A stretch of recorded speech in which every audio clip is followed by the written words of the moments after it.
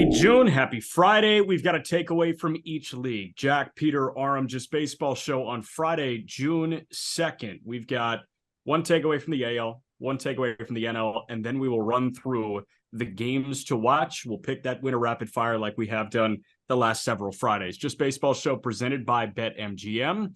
Peter, give us the plug, man. What do we got? How can we make people money? Well, you can make money without doing anything by wagering $10 on any MLB moneyline on the King of Sportsbooks for BetMGM. You will get $100 in bonus bets once the bet is settled, or $200 in bonus bets, depending on what state you're in. Regardless of what state you're in, you're getting bonus bets as long as you wager $10 on any MLB moneyline. And the great thing is, BetMGM is setting up the baseball people. And this is the Just Baseball show, because if you wager it on Nuggets moneyline tonight or anything like that, unfortunately, it won't work. It's all MLB. We're all MLB. And I'm excited to talk about our takeaways. But of course, on BetMGM, the King Sportsbooks, the code is JBFans, and it's in the episode description. Nuggets money line would also objectively be the wrong bet. It's a good point. Just putting that out there. Heat money line. Aram, I went Nuggets in 6 because that corgi on Twitter told me to. Oh, is that what that fucking asshole dog said? Nuggets in 6? Dude, I mean, Ethan Badowski wants to like punt the dog like Jack Black did in Anchorman. Like, if it was a golden retriever or something, like corgi, like I love dogs, like so, but that's like the bottom of the spectrum of dog love for me. Like right next to and I know this is personal, but right next to like the old crusty white dog, like that's bottom of the barrel. I know Stewie's an exception. Your Stewie is very sweet. Stewie's coming to the ballpark. Bark in the park tonight. My parents are coming. You're bringing Stewie? Stewie's going to the ballpark. He's going to be the oldest dog there. It's a good dog, man. He won't hear a ball coming to him. He won't hear the crack of the bat. He won't see the crowd. Like nothing going on there. It's a good dog name. But terrible take. Corgis are great. I think you're in that mode, right? Well, pause. Corgi? Oh, who cares? Don't be that guy. Corgis are great. I think you're pissed off that they took the Nuggets. If the corgi took the Heat, you'd be all over corgis. I'd have one here. Yeah, exactly.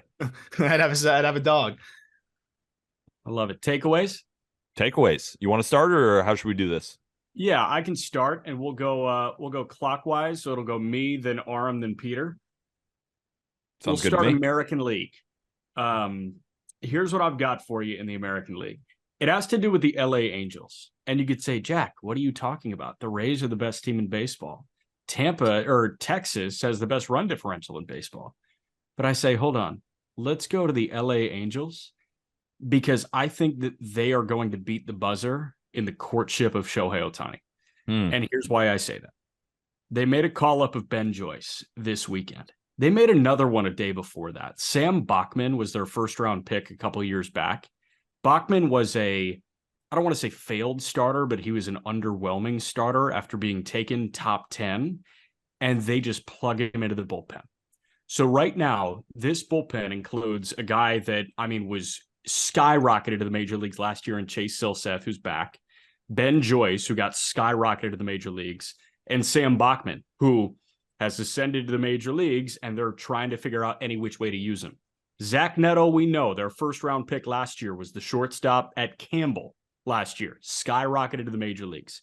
I think what Perry Manassian is doing at this point, and yes, they're only 3 games over 500, but they're 3 games over 500, while Reed Detmers has not lived up to his expectations at all in a big step-up year. He hasn't even sustained, and Tyler Anderson cannot get any worse. No.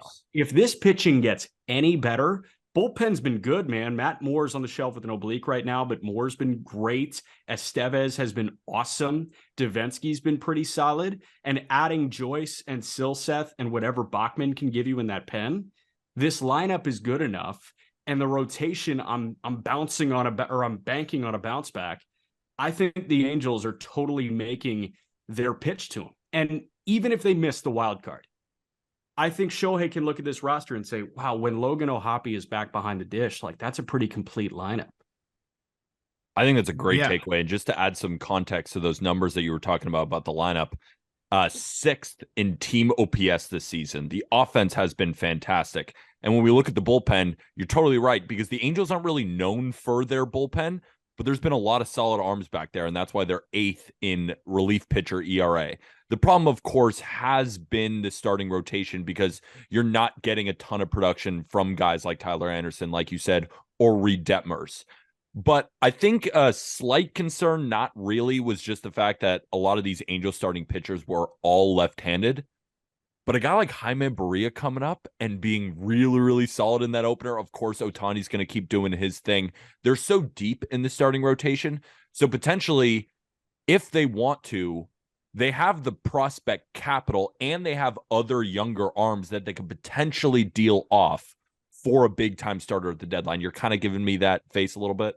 Yeah, I don't know about big-time starter. Like, I don't think they have the prospect capital for that. But I think that they could be put in a position where Perry Minasian may pull a, poor man's Preller type move and decimate whatever prospect capital they have to go and get a guy like Eduardo Rodriguez. I know another lefty, but how expensive would Erod be really at this point? Don't they have the Angels can do it? Yeah, that's what I'm saying. Can't do a top flight guy with more than half a season of service.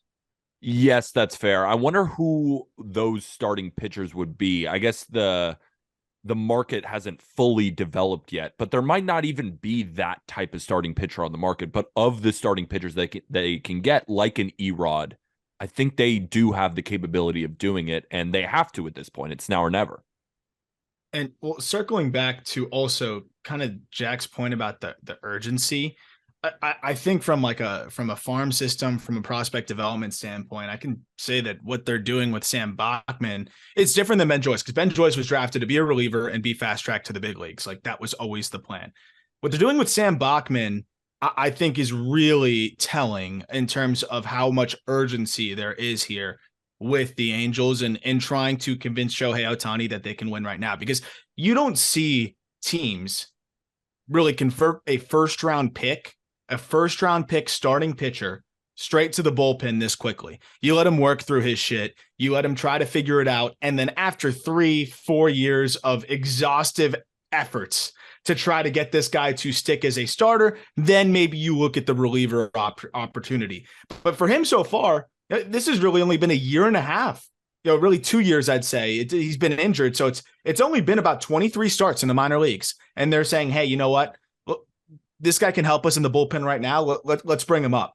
And to me, that is exactly what Jack was saying. A team that is putting every single chip forward and saying, we're going to put our best foot forward, show Shohei that, this is a different era. There's no complacency here. And hopefully that'll be enough to get him to stay. I want Shohei to stay. I think it's better for baseball that way. I think the Angels fans deserve that. But I agree, the urgency there is pretty interesting. I will say the one thing that the Angels have going for them is their catching situation. Yeah, Logan O'Hoppy's hurt, but you feel really good about what you saw already. That's a guy that's going to be your catcher for the next 5 to however many years if you extend him. Edgar Quero is one of the best catching prospects in baseball. Their system's thin, but they have maybe one of the best trade chips in a singular prospect in Edgar Quero, because normally you're not trading a switch hitting catcher who is one of the youngest players at the AA level, but he's already on a fast track to the big leagues. Quero could be the most quote unquote coveted prospect at the deadline. And that could get them anybody really, unless it's a superstar starting pitcher, then they need to add to it. But Quero, that could unlock a lot of different options in terms of trades. With the contract structure that Eduardo Rodriguez has, I think a straight flip of Erod for Edgar Quero shouldn't be out of the picture at all. I would almost try to get away with less. Yeah. But I mean, that they could do it though. They could outbid everybody with one prospect, which is pretty crazy. Because I don't see, unless you have a crazy Yankees situation, you could put Peraza in that conversation in terms of prospect pedigree. I'd put Quero ahead of him at this point though. Unless you have a very desperate team, I don't see a team out there being willing to part with a prospect much more intriguing than Edgar Quero. And I think the Angels would be, obviously. Well, and think about what they did last deadline, right? We know that Perry isn't scared of doing the 1-for-1 swap deal. He did it. Marsh for O'Hoppy. Good point. Could very well do it again. That's a good point. Yeah. And the only reason I was saying that maybe they could go for a big time starting pitcher is if, let's say you package Edgar Quero and Reed Detmers for potentially a Shane Bieber type. Like, we're going real galaxy brain here, but that's what I'm saying. Like, they have the capability of doing so. Will they? Probably not. Do they have the capability? Yes. So I think that's why they're in an interesting spot here. Hold your Bieber thoughts, because I think Aram wants to crucify me a little bit later. All right. Yeah. So another thing, just to wrap up on the Angels point, I would love to be a fly on the wall for Ohtani and Trout. They get done with the game, and maybe they're hanging out in the hotel and talking about the future of the Angels. Having Funyuns. Yeah. That would be the ultimate fly on the wall. Like, can you think about a better conversation that you would want to sit in than those two talking about the future? No, I wonder if it's like a don't talk about it kind of thing, because they're both so unsure like of what's gonna happen. Like they might just pretend it's never happening. Like the meteor's coming and you're just gonna not look up. They have to be chopping it up. They have to be.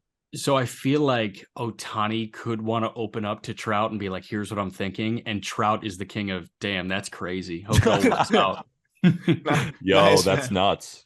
That's nuts. That's wild, bro.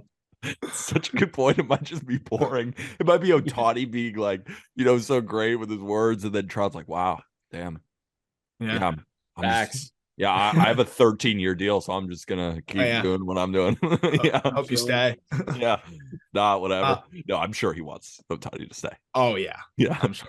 That's the one thing I'm sure he's gonna like beg him every day. And once we get closer to that time. But one thing that's very clear, the Angels, they ain't trading him. Like that, they're going to get the best they're getting for Ohtani if he leaves is a comp pick. And it should be the number one overall pick. It should be legitimately the number one overall pick as compensation. But this kid Caglione from They should Florida, just get Caglione. Literally, they should just get the two-way player from the University of Florida. I made a TikTok about college baseball teams, like the top 5 going into regionals, and I said that Jack Caglione out of Florida is the best two-way player. And he just got haters in the comments like, yeah, he's a good hitter, but like he has got a 4 ERA. The dude's throwing 95 on the mound with a 4 ERA, and he has 27 home runs. He's not just a good hitter. He's going to go number 1 overall. So he's like the hitter. Yeah. I have no idea the guy. No idea what people are talking about. My takeaway? Arm's takeaway. My takeaway. Yeah. So I'll be lame and talk about the best team in baseball right now, but I just wanted to talk about it through the lens of what they're potentially going to do here is I don't know the last time we seen it. I tried to queue it up on StatHead, but I was getting weird feedback. I can compare it to last year though. And the Rays right now lead Major League Baseball in home runs and stolen bases, which I think is absolutely insane. It's one thing to lead in home runs, another thing to lead in stolen bases. It's another thing to lead in both. And I think that's part of the reason why the Rays are so dynamic and so tough to beat right now is they can score in so many different ways. They are going to beat you with home runs, one swing of the bat, but they can also hit a single and steal a bag and drive in the run. The Rays are on pace for 288 home runs. Now, that wouldn't beat what the Twins did last year, but that's so crazy, which is record setting. It's not quite record setting, but it would be among some of the best seasons we've seen.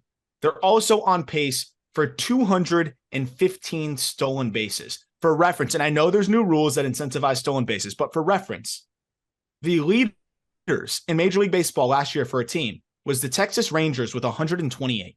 So they are going to have more stolen bases than any team in baseball last year by the All-Star break. That to me is absolutely insane. You have and I'm going to dive further into this and tweet about it later. If there's anybody listening that wants to do this dive and beat me to it, feel free. I would love to see that notification. But we have 40-40 seasons for players. I would love to see the last 200 season for teams. 200 homers, 200 stolen bases. Who's the last team to do that? I guarantee it's been a long ass time, if ever. I don't even know if it's ever happened. Well, the impressive thing too is they probably don't have a 30-30 capable guy. Like Wander Franco's not a 30 homer guy, right? He's got 7 pumps so far. I mean, you shrug no, I just don't want to doubt him. He could, but yeah, I agree with you, but I'd never say never with that dude. Fair. Franco has 20 bags already. Josh Lowe has 11 homers and 13 bags. Lowe's not a 30-30 guy either. But the thing is, they could have two. Yeah, he might be. They could have two 20-20 guys, two 25-25 guys, but they could do this without a single 30-30 guy, which is really impressive. Like Well- that just shows you how good the team is 1 through 9. Not to Let me- mention Randy. Yeah. Well, Randy's 11-6. There's home runs to stolen bases. I'll fly through it real quick. Randy, 11-6. Luke Raley, 10-7. Jose That's Siri, insane. 10-5. Taylor Walls, 7-15. Brandon Lau, 9-3. And then Manny Margot, 2-7. Like, it's everybody, like you're saying, Jack, like chipping in here, which is pretty absurd. It's just a fun team, man. Like this, I think this is exactly what baseball envisioned when they wanted to change these rules. Is we still got the homers, but now we got a little bit more going on in between. And I think the Rays are really reaping the rewards, obviously, in the standings as well. Just don't forget about Francisco Mejia. He's got a homer and no bags, but he's getting hot. Okay. Yeah. Ready for mine? Mm-hmm. So my takeaway is, yeah, we give a lot of praise to the Rays, and deservedly so. Aram broke it down beautifully, but the Texas fucking Rangers have been so incredible this year and have blown past any expectation I could have for them. If you told me on June 2nd that these Texas Rangers would be second in OPS, I'd be like, that's a little crazy, but I can see where you're going with that. But then when you combine them being second in team OPS in all of the major leagues and second in team ERA, I would have told you would be crazy. And the crazier part about all this is that they've done it without Jacob deGrom for most of the year. They are getting incredible production from every single little crevice on this team. Nathan Eovaldi has been one of, if not the best pitcher in the American League this season. Dane Dunning just continues to get outs, regardless of if you believe in it or not. John Gray is sitting here as we sit today with a 2.81 ERA. He's figuring it out. Andrew Heaney is a little bit hit or miss, but he's like your 5 starter. And Martin Perez, I mean, talk about a guy who, whenever he takes the mound, the Rangers win because they just give him all this run support. They can win in so many different ways, right? They can beat you in low-scoring games because they have the starting pitching. They can beat you in high-scoring games because they have the offense. And they play together as a team. There's no outs in this lineup. Like a guy like Leody Taveras is playing great in center field. Travis Jankowski, who's that? He's doing fantastic. Even a guy that they got in Robbie Grossman doing his part. Jonah Heim has developed into one of the best catchers in baseball. Josh Young is up there with the AL Rookie of the Year leaders, and he just hits a home run, I feel like, every single time I turn on a Rangers game. Adolis Garcia leading the league in RBIs. Nathaniel Lowe just continues to be that Silver Slugger winner. And then when you have Corey Seager, who is one of the best shortstops in Major League Baseball, and Marcus Semien, who's one top 10 in WAR, there's no breaks here. They're a couple bullpen arms away from legitimizing this team as one of the best teams in baseball, because that's the area of concern, but it's not a hole back there. I get a little bit nervous when the bullpen comes in. Most times when I'm watching Rangers games, they're up 10-5 anyway. They have just been fantastic, and it's so cool to see because they get a lot of shit for spending all this money, but it's great. They want to be competitive, and they absolutely are this year. There has been, I think, besides the Rays, no more fun team to watch this season than the Texas Rangers. I want to shower them with praise because they absolutely deserve it. The This is one another thing I team- want to Oh, sorry. Go Yeah. ahead, Jack. No, the one thing I want to add is the bullpen is the easiest thing to fix at the deadline in terms Exactly. of like moving personnel. If that's the problem, so be it. They can go to the Rockies and go get Jake Bird or Justin Lawrence or any of these guys. And just No, those guys are all plug getting dudes in. extended. Yeah, They're that's a good all point. getting 5-year deals. Yeah, that's a But good point. I will say a team that I think is the best balance, other than the Dodgers, maybe the Yankees, but a team that's up there in terms of best balance of current big league success and prospect capital to make a move. The Texas Rangers, man, like their system is fantastic. It's deep. It's got talent at the top, and they've got several guys that I think they could move and not really feel. Justin Foscue being one who's raking, AA, now AAA. I don't think they'd think twice about it, but that's a piece that a lot of teams would be middle lining up infield, for. right? Yeah, Middle he can play infield. third, he can play second. Like that's a really good bat. They've got guys that I think Jack Leiter has looked fantastic. I think they wouldn't want to move him, but that's an option. Owen White is another pitching prospect who's been great. Like they've got a bunch of other dudes. Cole Wynn's a change of scenery candidate who still carries some value. They could make a lot of different moves. And I think Chris Young's going to do it. And they're in a position now where they don't need to, plug a bunch of different holes. You could go get the best reliever on the market. You could go get, another starting pitcher. You can go do a lot of different things, but you look at the lineup, to Peter's point, he pretty much went through every single player on their active lineup. Like they don't need another bat. They don't really need anybody. They just need starting pitching. Maybe that looks good though. And I wouldn't mind one more starter and some bullpen arms. That's pretty easy to address at the deadline, especially when you got the prospect capital they've got. Shout out Chris Young. Shout out Chris Young. Hey, by the way, advisor to baseball ops in the Rangers organization right now. And like he's, this is year one, but I just found this out. I Googled last night. Dayton Moore is with the Rangers now. Oh, shit. Yeah, he's an advisor to baseball. It's good on the hitting side. And also, they don't have Mitch Garver. He's about to come back relatively soon. That's just another bat. Real quick on swap deals. Luis Angel gets you a lights out back of the bullpen guy. Foscue gets you a lights out back of the bullpen guy. Like moving those two in separate trades in a 1-for-1 deal can get you 2 setup men or like some of the top relievers. Yeah, one of the top relievers on the market. Either of those guys could get you the top reliever on the market, I think. And they don't feel it, to your guys' point. Yeah, there's surplus. Like where's Acuna going to play? Tell me where. Like Seager's here for the next decade. Semion's here for the next 6 years. Like where is Josh Young ain't going anywhere. Nathaniel Lowe ain't going anywhere. Like even the corners. Yeah. Where are they going to go? The last thing I want to touch on with the Rangers, and this is a question for you guys because I haven't been following him. Kumar Rocker, what's been going on with him? Tommy John. Out for the year? Yeah. Unfortunately, he looked pretty good. Then just got the TJ. What should Rangers fans expect from him kind of long term? What do you guys think? I think he's a reliever. Really? Personally. Yeah. That was a weird pick. They save money. I get it. But yeah, I think he's a reliever. Why do you think he's a reliever? It's 2 pitches, iffy command, injury past, weird delivery. I see fastball, slider, high leverage reliever. Those are pretty good points. Yeah. I mean, listen, there were a lot of baseball fans that preferred Kumar to Leiter when they were both at Vandy. I think injuries have really kind of derailed him a little bit. We saw Peter and I were at the start that he made in the World Series, in the College World Series over in Omaha.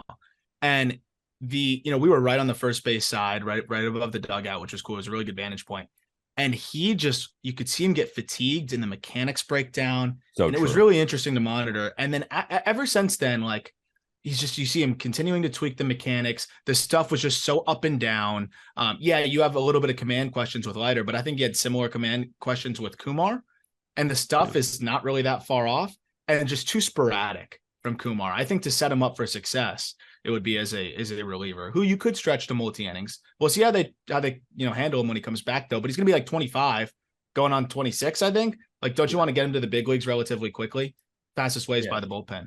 It was so true when you said that, Aram. I remember we were watching that start and you looked over at me and you're like, look at Kumar right now. And it was like the 4th or 5th inning. Like it wasn't that late into the game. Yeah. Spiking pitches, and he was getting away because the fastball was so great in college. But once it goes up to the upper levels, like you just can't get away with just throwing the fastball up in the zone.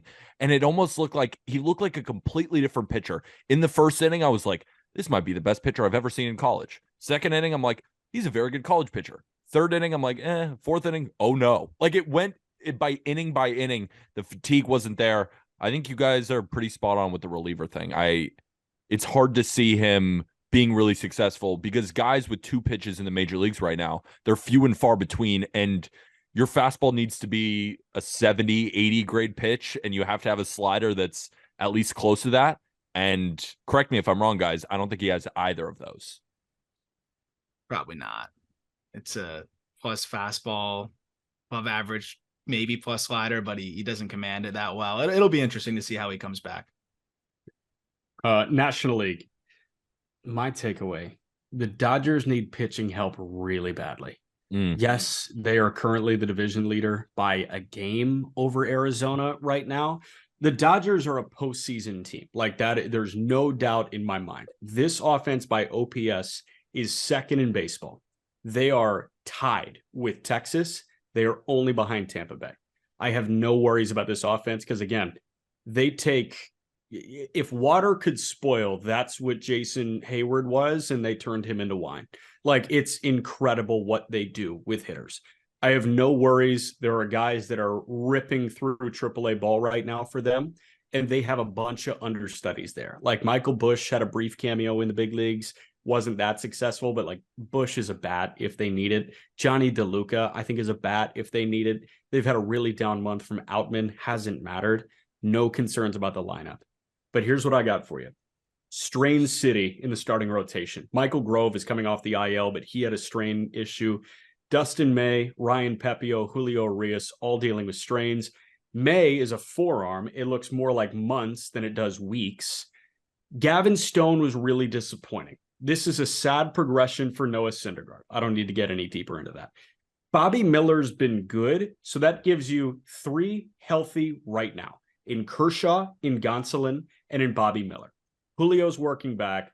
Andrew Friedman is going to be forced into a decision, I think, a little bit earlier than he wanted to be. Because, again, Julio hits the open market after this year. Kershaw always floats retirement. Like, we don't know what that guy's going to do. He might just walk away. Like, that's what he's got to deal with. So here's where I think Aram may get at me. I think that they are the best position to go get Shane Bieber. Obviously, they have one of the best farm systems in baseball. Cleveland has some glaring flaws. We saw the initial reports, written about earlier this week about the Guardians maybe willing to move off Bieber. If anybody is going to put together the compilation of assets in the minor leagues that can sway the Guardians into moving their ace, it's the LA Dodgers. So, for reference, where were like the Bieber trade conversations coming from? Like, I think I invented them. Did you? I think I did. Because like, maybe I went on the podcast last night. I was like, I kind of want to put it out in the ether with Bibee and Allen taking the next step up, McKenzie coming back, Quantrill, and then of course, they have other options too. Like, could Bieber be expendable in a Pablo Lopez, Luis Ariz type trade, or they could just go get bats? Those are just so hard to find. Like, I know they're so hard to find. I could see them trading Bieber if they suck, like blow, and they're out of it, and they want to just cash in on some prospects because they feel good about the rotation. Won't happen. So, what trade is out there? Who is giving up a big league bat in the season during the home stretch where everyone's looking to add? Who's giving up a big league bat for a pitcher? Like, that's where I can't see that, because it's like, what team would do that? It's so hard to find. The Twins, the Marlins had to add on top of Pablo just to get them to do it in the offseason ahead of the year. And like, look how many infielders the Twins have. I just don't know what would be there. What could possibly be offered to the Guardians that helps them this year? I get it beyond, but this year to trade a Shane Bieber. So Heyman, and like, that might be on me. Heyman floated it on MLB Network, and he said that he's spoken with some insiders that believe that Shane Bieber could be on the move. So that's where I got it. And then, of course, you had a whole bunch of corresponding articles that were written off that. Forbes had a piece on Bieber possibly being on the move as well. And I think MLB.com put together a list of like possible landing spots for him. But how are you not going to credit my Galaxy brain from a couple days ago? Sorry, and Peter's Galaxy brain floated the idea of trading Shane Bieber. Thank you. My thing is, I was also looking at this from the Cleveland perspective. Like, this is a very flawed lineup right now, right? Oh, for sure. So who's to say that they're still in it this year? That's the angle, though. Like, if they're not in it, trade him. Absolutely. If they're not in it, move him. And I think that the Dodgers are there saying, hey, you want 2 arms from this Tulsa rotation? Got you. You want another bat that's big league ready? Got you. DeLuca, Frasso, Kyle Hurt for Shane Bieber. What are you saying? Ugh. That's gross. DeLuca, Emmett Sheehan. Nah, you're getting better. Cop. I'm going to need one of Michael Busch, Andy Pages. Like, I need an upper minors masher. Cool. We've learned there's no space for Busch. So give me Busch, give me Sheehan, give me who? Who else you want? Like, that's the thing. You show them the platter and you say, pick 3, maybe pick 4 if we're feeling generous. Well, how many is Bieber going to be a free agent? No, he's got one more year after this. He's off the books after 2024. Yeah, it's gonna be yeah, you could pick a couple of those top 15 guys and get it done. So it's just, do the Guardians want to do that, or could they just do it in the offseason? Obviously, the value will be slightly diminished. The Marlins are an excellent example of that with how they handled the Pablo Lopez thing. Probably could have got more at the deadline. It ended up working out because Arias has been great. So that is something that you run the risk of. But if you have a chance, you got to keep Bieber, I think. So it's going to be a really tough decision. And I think they're going to be probably going game by game once we get to July. But it's going to be really interesting to see how they handle that. And a couple things with like absolutely zero background information I've gotten from anywhere else. If the Guardians were going to extend Shane Bieber, don't you feel like they would have done it by now? Yeah, I don't know. That's what I'm thinking. Now that you're seeing the depth that they have, and Gavin Williams with a 1.7 and triple, and Logan Allen up and shoving Bibee, since over the last year went from like kind of a 5th round pick kind of guy to a 3 starter at the highest level. Yeah, I think it doesn't make sense for them to pay him given the holes that they have offensively. Galaxy Are you brain going time. to take credit? Yeah. No. Just Galaxy brain time. Miguel Vargas. I don't think the Dodgers would move him. I think they can do it without moving him, and I don't think they want to. If the Guardians say we need a major league ready bat right now, then you say we've got Michael Busch. Is he a major league ready bat that's going to impact? He's a major league ready bat, but he's not and, proven. And the Guardians are going to be like, if we're trading you Shane Bieber and we're still trying to compete, which I assume they are because they have all this starting pitching depth, could Vargas be the main piece? And maybe like, I'm not saying just Vargas for Bieber and then like cut it off. I'm saying a trade surrounding those pieces. So what do you do there? Do you move Jimenez to short if you're Cleveland? Like, why do you want Vargas? Because you've got a $100 million second baseman, and you've got the one sure thing in your lineup at third base. Vargas has also proved that he can play a bunch of different positions too. So if you need to move him potentially in the outfield, you can. And we said it ourselves, like, how has Ahmed Rosario's glove been at shortstop? Like, I think you can be strategic with that. It's about just getting the bat and figuring that out later. And that would be tough. Yeah. I'm really tough for who? Tough for who? Because trying to shuffle around that infield, you have a struggling second baseman, you move him to short. Like that would be rough. But why are we moving Jimenez to short? Why not just put Vargas in the outfield? Doesn't really play the outfield that much. Yeah. I mean, would you put him in left? You've got a Gold Glover in left and Quan. You can put him in right. Yeah. You've got an outfield surplus. That's the thing. The Guardians. But then the Guardians, then basically what we're saying is that the Guardians can't trade for a bat. No, and here's the thing. Like, yeah. I'm working back on myself right now because I'm saying, wait, they're set at a lot of spots, but but they're not. Yeah, they're not. They're not set at the spot. That's why I'm like, you got to do something. Like, but just get it. They're set at spots, but like these guys aren't performing. I think you get Bush, slap him at first, and get a couple of great starting pitching prospects. But you got Naylor and Bell. They have too much middling type of player, like too many middling type of players. But I would put Vargas in that same boat. Like, he's not a game changer. Like Brian Roquillo, I think coming up could end up being better than Vargas, and he's in AAA hitting 340 right now. You really think so? I'm not saying that you're wrong. I just that's awesome for the Guardians to hear that. Well, like in terms of what you're getting defensively, what you're getting stolen base wise, he's a little bit more dynamic. Like, they're in a really tough spot, obviously, because we're here like running in circles, which is really fun. But like, it's like, for me, it's either you dump him for prospects and kind of reshuffle when you're losing big time, or you keep him. Like, I just don't see how you're going to get a proven big league bat for Shane Bieber at the deadline. And I think that's what I think they're going to shop him. They'll listen. They'll see what's out there. But ultimately, I don't see how anyone's going to say, here, we'll give you an upgrade in right field right now for Shane Bieber. Like, who's doing that? Jason Hayward. That's why I think. What'd you say? Dodgers trade Jason Hayward for Shane Bieber. The only one that could make sense is like a Tyler O'Neill plus. Yeah. That would make the most sense. But then again, John Mozeliak ain't going to do it. Of course not. John Mozeliak would hate that. He would hate but that. But Tyler O'Neill plus prospects, a prospect or two, that would have my attention if I'm the Guardians. Because, it's a flyer, but you got to take that flyer. That could be a game changer for you. They need nukes. And what does Tyler O'Neill do when he's right? He hits nukes. It's nukes. I'd like that a lot. What about Max Muncy? No.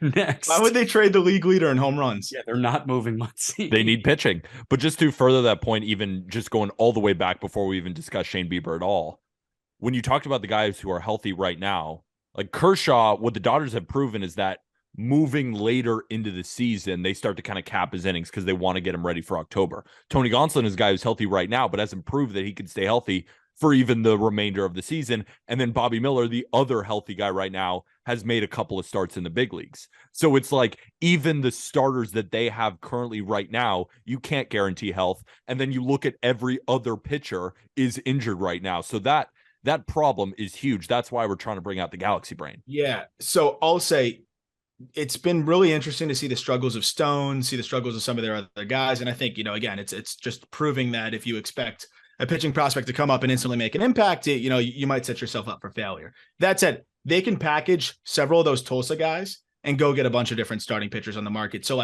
would you rather have Shane Bieber and have to trade from your starting lineup? Or would you rather package a couple of your prospects that aren't going to make it up in the next year or two and just go get Erod and not subtract from your big league roster at all? And that's why most teams always trade prospects during the season. And the Dodgers have a trillion of them. So I'd expect them to kind of trade from there to upgrade the rotation. But to circle back to Jack's point, and as Peter said, they got to do it. They definitely got to do it. And I think they will. I think they'll consolidate. They have so many guys that are like, oh, he might come up and be good if we start him, like Frasso, Pepio's still in that conversation. Stone, you like Kyle Hurt, Emmett Sheehan. There's so many that are dominating right now. Landon Knack, but get the sure thing. And I think that's what they're going to end up doing here. I'm interested to see who it'll be. That is the thing for me. The last thing before Aram's takeaway here. The thing for me is the Dodgers could approach a struggling Guardians team that it looks like they're out of contention and say, we want Bieber. And the Guardians come back and say, well, we want a big league bat. We don't want prospects. Yeah. And the Dodgers say, well, this isn't a normal prospect return. And they say, I don't want to see it. And then the Dodgers show them what they can offer. Like the Dodgers are the one team in baseball that can literally put together a package with 0 big leaguers that the Guardians cannot refuse. Yeah. Mm-hmm. They're up there. There's maybe 1 or 2 others I could. Baltimore. Yeah. I have one, and it's similar in terms of my takeaway here. I think we're seeing, and I don't want to swear off the Phillies yet, but I think we're seeing early phases of the Phillies getting Dombrowski'd. And yes, they got to the World Series last year. They lost the World Series. We'll see if they get back to the playoffs this year. Again, I'm not going to swear them off. It was the same story last year. They were slow out of the gate, and then they really hit their stride. But this team is not getting younger. And potentially, the guy that they traded at the last deadline, Ben Brown, to the Cubs for David Robertson, would probably be one of their saving graces in the rotation right now. Sure, they've had some unfortunate circumstances. But to me, this rotation is looking like one of the more concerning of any team with any type of playoff aspirations. Aaron Nola, I think you got to start calling it what it is with Aaron Nola. Like this is not the Aaron Nola that we saw even in the early days of this podcast where it was like, is Aaron Nola elite or not? The underlying stats, the surface level stats, all of that stuff. He's just bad right now. Just bad. And even if the underlying stats are slightly better, great. 4.4 FIP. Great. His xFIP is a low 4s. That's not what Aaron Nola needs to be for this rotation. Zach Wheeler has been better, but at the same time, if Zach Wheeler is giving you a 3.6 and Aaron Nola is giving you a 4.7 and you're the Phillies, you're in big trouble because those are the guys that are supposed to be carrying your rotation. Taijuan Walker looks cooked. Like he looks brutal. I hope he settles in, but he looks really bad. You're starting Bailey Falter. Ranger Suarez has been injured, and I hope he can be healthy and look like himself again, but since he's come back, it's just been shaky. And then you were hoping you were going to get something from Andrew Painter. He hasn't thrown yet this year with that partial tear in his UCL. I don't know what to expect there. You hope maybe McAble could come up. He's got a 5 ERA. You're hoping that some of your other prospects could come up like Griff McGarry. He's got a 5 ERA. So all of their prospects are struggling. Ben Brown would be the one guy that could have potentially come up and made an impact. He's gone. It's a really interesting spot because their system is not good. It's just simply not good. Their best players are hurt, or their best prospect is hurt, and Andrew Painter, and they don't have capital. Like, they don't really have anything else to trade from to go make a move. Like, sure, you could trade Mick Abel or Griff McGarry, and there's plenty of teams that will have interest in those two pitching prospects, but that would make your system the single worst in Major League Baseball. We know that is not a deterrent for Dave Dombrowski, so maybe they do that. But if they do that for a starter, this team still might not be good enough. And now your system is incredibly terrible, and your team is a year older going into next year. They're in an interesting spot here. And I know Dombrowski's not just going to sit here and say, we'll roll with this team. I assume that he's going to go out and try to make more moves. But they don't have much left to trade from. And Dombrowski could leave this organization similar to the ways he left some others. You might get the ring. You might not. The best might be what you got, which was the World Series appearance. And you'll have nothing to show for it system-wise, and a lot of aging players who are probably overpaid. And I think the Phillies, just to add on to your point about what possibly could Dombrowski do, what are you going to do? Because you look at some of the starting pitchers in the rotation, it's not like you're moving off them. You just need them to be better. You look at the offense, you made the big move for Trey Turner, and he's easily been one of maybe the most disappointing free agent signing among all of the big ones. So there's not a lot of areas where it's like this Phillies team was kind of a done thing, right? In the offseason, they were like, this is going to be the team moving forward. Like, you're not really moving off these guys. Like, are you moving off Cody Clemens at first? Right? Like, what is the plan here? Are you now trading Alec Boehm? Are you got Bryson Stott? Like, you got Brandon Marsh. Like, there isn't that move where you trade a Brandon Marsh. Like, you needed a center fielder, right? So you go get Brandon Marsh and trade Logan O'Hoppe. I mean, with all due respect, like, I prefer Logan O'Hoppe, right? So to your point, a lot of these trades that he made are going to be worse for the Phillies in the long term. And now, right now, they're sitting with all those moves, and there's not a lot of these Dombrowski moves left to make.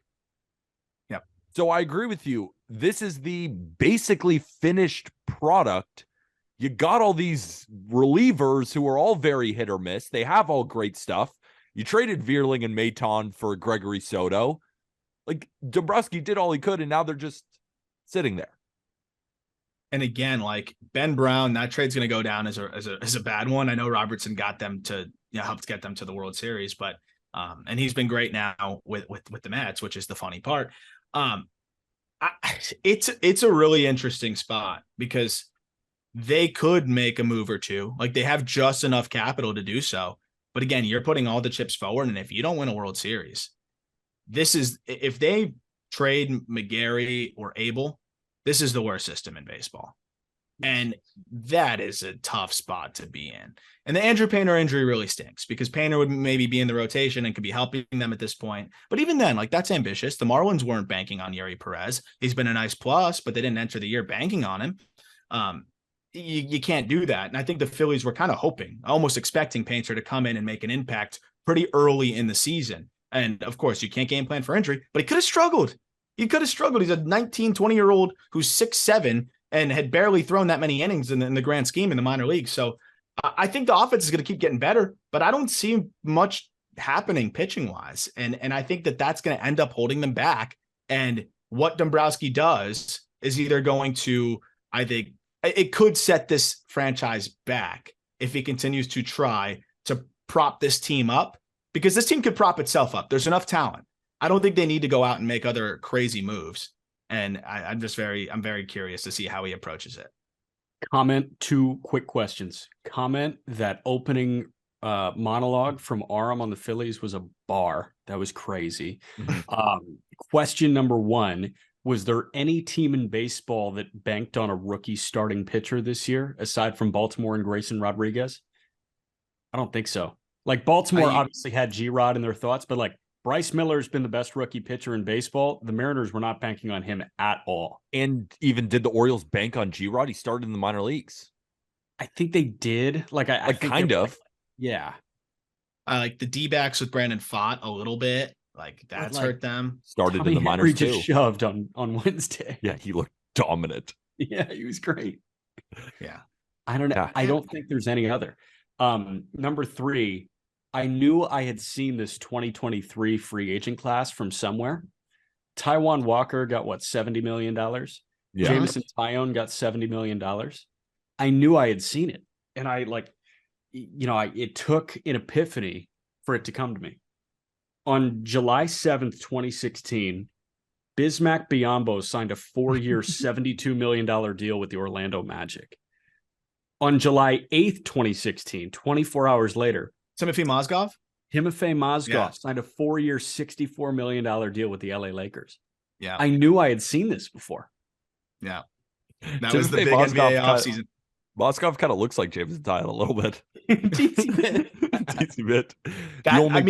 That offseason, I think it'll be similar to the way that this baseball offseason will be looked at, because the amount of money that was just thrown around, I don't know if that'll quite be matched for the caliber of player that was getting that kind of money. Price went up on Mozgov because of Bismack fucking Biyombo. Like, price went up on Taijuan Walker because of Taillon. Yeah.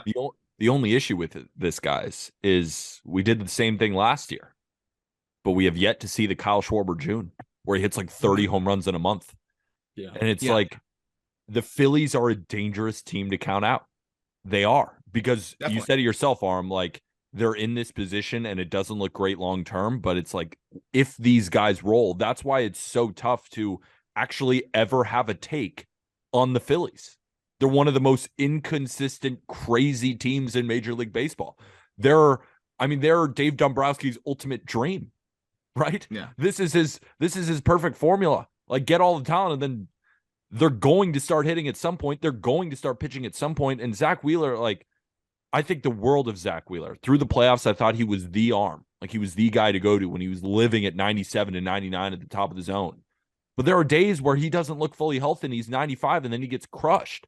Then he turns back an 8-inning shutout when he's at 98. It's almost impossible to know what his arm's going to look like. Aaron Nola, this is a contract year. Don't you think at some point he's going to start kicking it in gear? And it's I see you doing that. It's like you hope, but it's like we have no.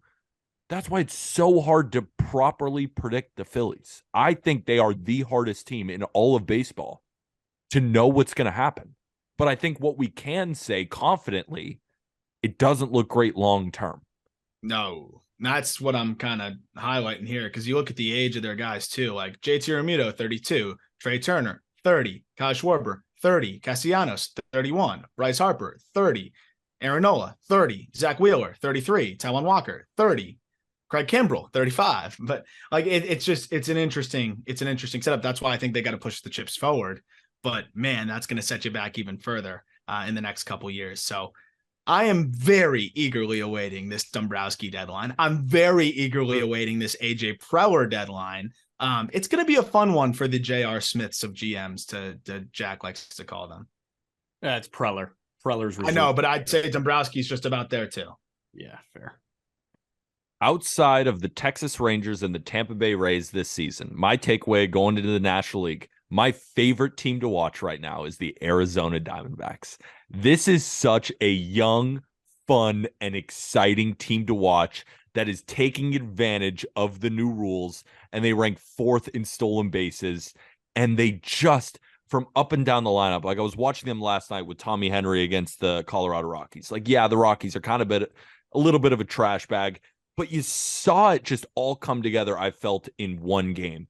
Like, Pavin Smith went, I think, 3 for 3 with 2 walks at the top of the order. Like, he's a 27-year-old who always had a good bat. Like, if he can provide that thump, that is huge for this team. Ketel Marte has bounced back this year and has looked much better. Corbin Carroll, I mean, I think this guy's going to win multiple MVPs. He's just my favorite player to watch. Like, he is at every side of the ball. The speed is unmatched. The glove in center field, he can get to any ball. The bat speed, the power that's involved. I mean, he is maybe the most exciting young player in the entire game. He's not even 23 yet. Christian Walker, in that game against the Rockies, hit one, it looked like 500 feet to straightaway center field. Lourdes Gurriel Jr. has been one of the best hitters in baseball to start the season so far. Josh Rojas is that guy who's kind of the utility man, and he's really struggled offensively this year, but he looks kind of hurt. And he's still a guy who's hitting 6th, 7th in your order, is still a really good piece. Gabriel Moreno looks so athletic behind the plate and the bat tool.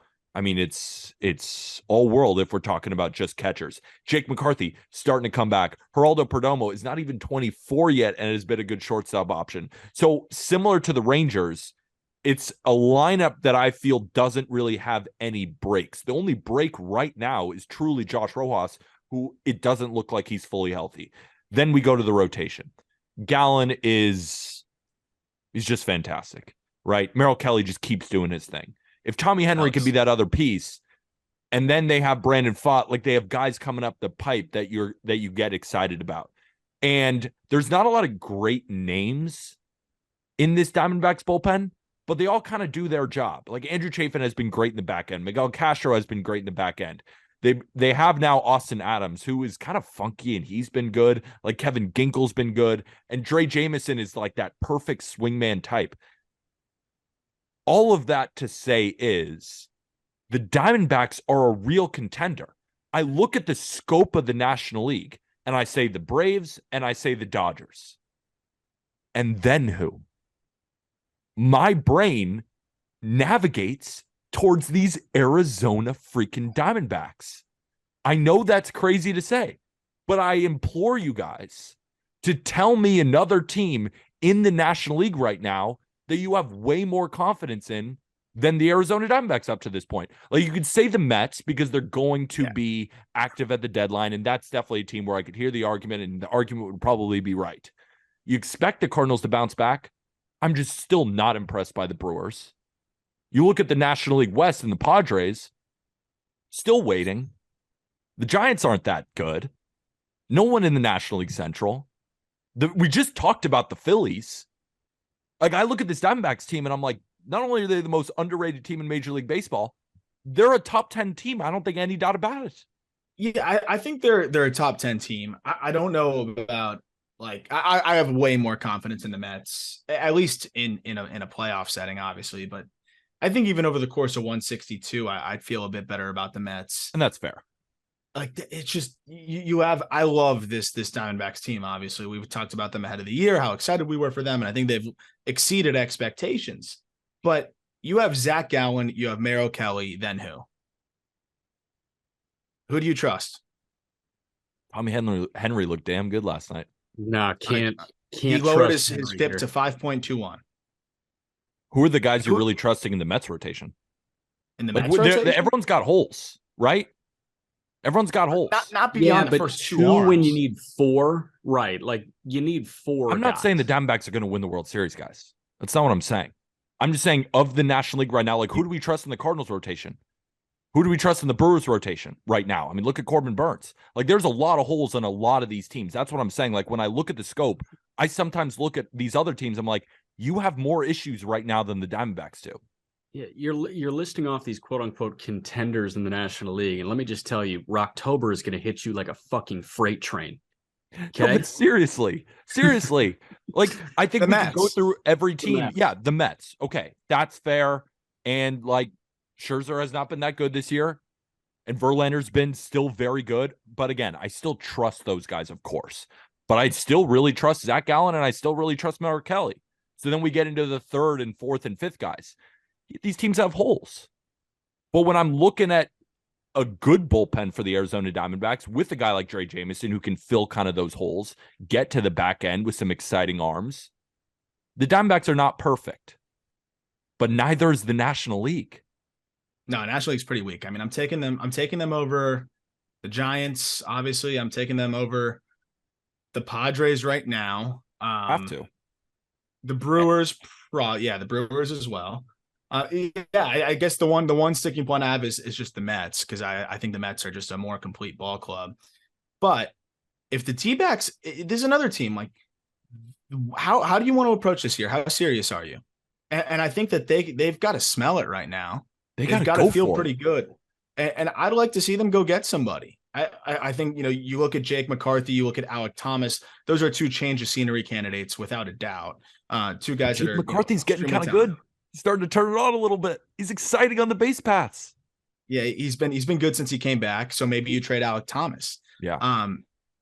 I would love to see them make an aggressive-ish move. You don't have to compromise the future, but you can like Alec Thomas to me is expendable.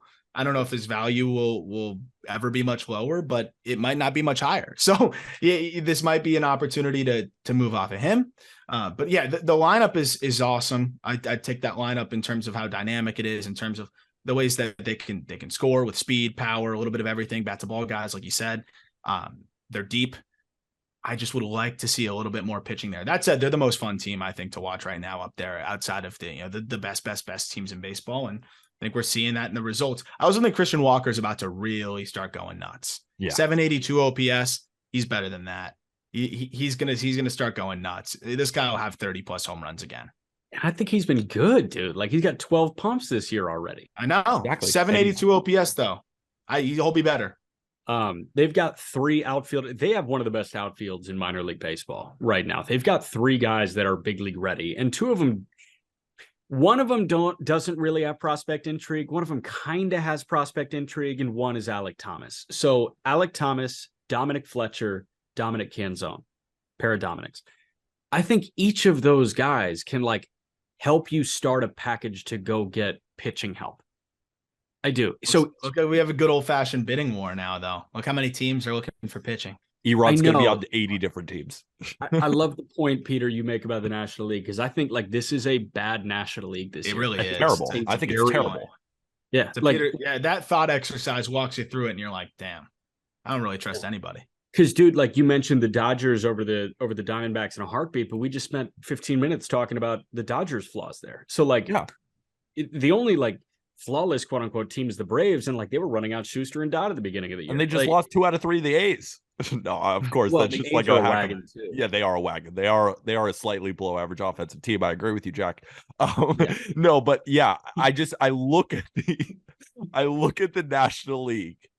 And I say, I don't trust any of you motherfuckers. Yeah. I trust the Braves and I trust the Dodgers. So when I watch the Marlins. Yeah, and the Marlins. I'm all the way in on the Marlins right now. Nick Fortes is a starting catcher. Fortes, Jack. Are you kidding? Fortes? Sorry, Mr. Corgi. Yeah, exactly. We all make mistakes, Jack. We all make mistakes. Okay, so can we we found a way to not mention the Marlins once in this podcast, which I generally support, but we just did. Yeah, I have a question for you guys to wrap up. Like before we fully wrap up on this episode, though, like how should you tell me how should I feel about this Marlins team? Because you know how numb I am to any minor success. They're not playing that great, but they're 29 and 27. And you just talked about how shit the National League is. And that's the biggest thing for me. Because going into this year, it was almost like, why bother? You map it out in your head. Oh, like these are the teams that are going to win the division. These are all teams that will be ahead of them in the wild card. They've got no shot. Of course, that's why we play the games. You look now, and a lot of those teams that we thought, oh, for sure, they'll be in the wild card. They suck. Long season, plenty of time to go. But like, we're talking about teams that should like, are they serious? Are they going to add? Are they going to subtract? The Marlins, they're going to try to add. I can tell you that because Kim Ng wants to keep her job. Yeah. Should they mortgage the future in terms of like, does this team have any chance at making the playoffs? So what did we say? I think, Aram, it was you and me on a pod right before the season began. We were walking through the National League East, and we said, best case scenario, this team finishes in 4th. Worst case scenario, this team finishes in 4th. Yeah. That's not the case anymore at all. Yeah. I enjoy watching Marlins baseball right now. Shit, nobody says. Yeah, but like I kind of enjoy it right now. Obviously, there are some gaping holes that they need to address. If they can find a somewhat upgraded short and a somewhat upgraded catcher, which they're both looking for, according to Craig Mish. So go after it, man. Like, I think if you smell blood in the water at those 2 positions, you can go trade some prospects for that. The reason why I brought this up is Jorge Soler is going to hit his way out, like into free agency, basically, because he has a player option for next year for $15 million. He will 1 million, or I think we will 100 million% turn that down. Like there's no doubt about him turning down that player option. So do the Marlins trade him if they're 4 games back at the deadline, or are they looking to add and just recoup a comp pick for Jorge Soler when they lose him in free agency? Because they're obviously not going to pay him. Like that's why this team is an interesting one too. Like, what direction are they going? Here's my issue. I feel that the Marlins bats are pretty streaky. Like Brian De La Cruz goes through big ups and big downs, and he's currently in the midst of a big up. Jorge Soler has been a guy that when he's healthy, he mashes, and he's been relatively healthy so far. Luis Ariz was hitting 450, it seemed like, and not even seemed like, he just was there for a couple of months. He's come back down to earth a little bit. Still an amazing bat, still going to lead the league in batting average, but he's not going to continue this level, right? And I look at a lot more issues within the lineup. And I think to tie a bow on this Marlins conversation, I'm genuinely worried about Sandy. Are we officially worried about Sandy? I'm officially worried. It has now been 2 months, and there are telltale signs of what Sandy does best that he is not doing well this season. Yeah. K rate down, walk rate up, ground ball rate. What's the walks are the most puzzling. The walks are the most puzzling. Hard hit rate. Like, all these stuff that Sandy does at such an elite level are all way worse than they were last year. And like Sandy at home against a struggling Padres offense, like, you expect a great start. Pitched okay, right? Braxton Garrett shut them down the next day, like 2 days later. Like, what the hell? All these bounce back starts for Sandy aren't coming. And I didn't want to say anything in April because I was like, oh, he's going to be fine. He's Sandy.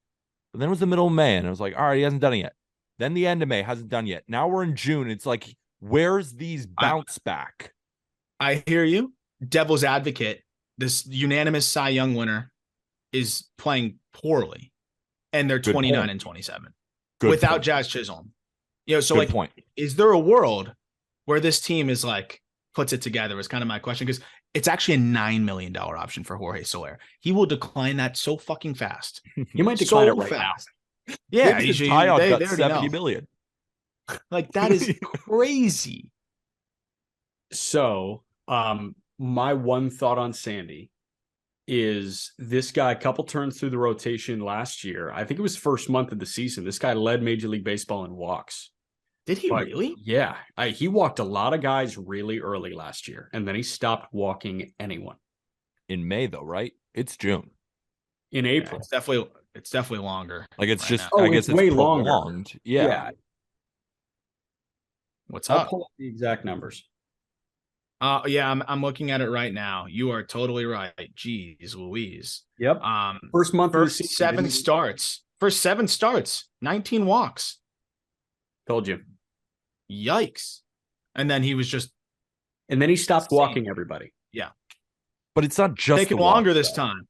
It's taking longer this time for sure. And it's not just the walks. It's the hard hit rate. It's the worst ground ball rate. It's the lack of strikeouts. So it's like, yes, the walks were the issue, and then he fixed it, but it's not even about that. It's the stuff that he's throwing in the strike zone looks worse. That changeup that was his absolute bread and butter. I think opponents hit like -30 against it. I think the batting average was 140. I don't think that's possible. Yeah, you're right. Yeah. This season, like, look at the changeup data. It has not been nearly the pitch it was last year. So he has to go back to the sinker and the fastball, and he's leaving in the middle of the zone, and guys are hitting it. Yeah, he's definitely missing spots. It looks like I'm going to be doing a Sandy Alcantara dive on justbaseball.com for Monday. What's wrong with Sandy? Yuri Perez has already passed him. Hell yeah. All right. Rapid fire games of the weekend. You guys ready? Yes. Let's do it. Chris Bassett makes his return to Queens. Blue Jays, Mets. Bassett against Verlander. Who you got on Friday? What an old game. Yep. Yeah, give me Jays. I got Jays. Bassett's going to shove it. I like the Jays too. They've been incredible this month against right-handed pitching. Bassett revenge game. I like that narrative. Give me the Jays. Okay. In Arlington, Luis Castillo and the Mariners against John Gray, both sporting sub-threes. Fuck. Rangers can ambush Castillo. Give me the Rangers. But Castillo's looked damn good lately. Holy shit. Give me the Mariners. Give me the Mariners. I have no idea. Okay. In Houston, Shohei Ohtani against to be determined. Give me a pitching line for Ohtani in Houston on Friday. Wouldn't be shocked to see him struggle a little bit. You think? I think Houston- this is a statement start for him. I think he bounces back a little bit. He's been rolling a little bit better lately, but I'm gonna go 6 innings, 9 Ks, 2 runs, 2 walks. So funny. That was what I meant by like struggling a little bit. It's just our definition of what Ohtani. Like I was like, yeah, probably 6 innings, 2 runs, 7 Ks. Pitch is pretty good, but struggles a little bit. But that's Ohtani struggling a little bit. Yep. That's how good he is. All right, 9:40 in Arizona. Braves, Diamondbacks. Charlie Morton against Merrill Kelly on Friday night. Diamondbacks. Yeah, Diamondbacks. America's Merrill team. Kelly's him. The Braves don't have someone like Corbin Carroll. Yeah. Acuna's pretty good, I guess. Yeah. 10-10. Yankees, Dodgers at Dodger Stadium. Luis Severino against Clayton Kershaw. Yeah, we might get pieced. Yeah. Yeah. Yep. Sevy looked good. Does look good. It's gonna be a good game. I think Kershaw gives up a couple. You said it's in New York? In LA. Oh, in LA? Yeah. Give me the Dodgers on that one. Okay, last one on Friday. Baltimore in San Francisco. Dean Kramer, Logan Webb. What happens? San Fran's running hot, and they got their best arm on the bump. Give me San Fran. I feel like that's one of those games where Dean Kramer goes 6 innings, 9 hits, 1 earned run, and the Orioles win. Yep. All right, Yankees, Dodgers on Saturday. No, let's go Guardians, Twins. Logan Allen, Sonny Gray, 7:15 on Saturday night.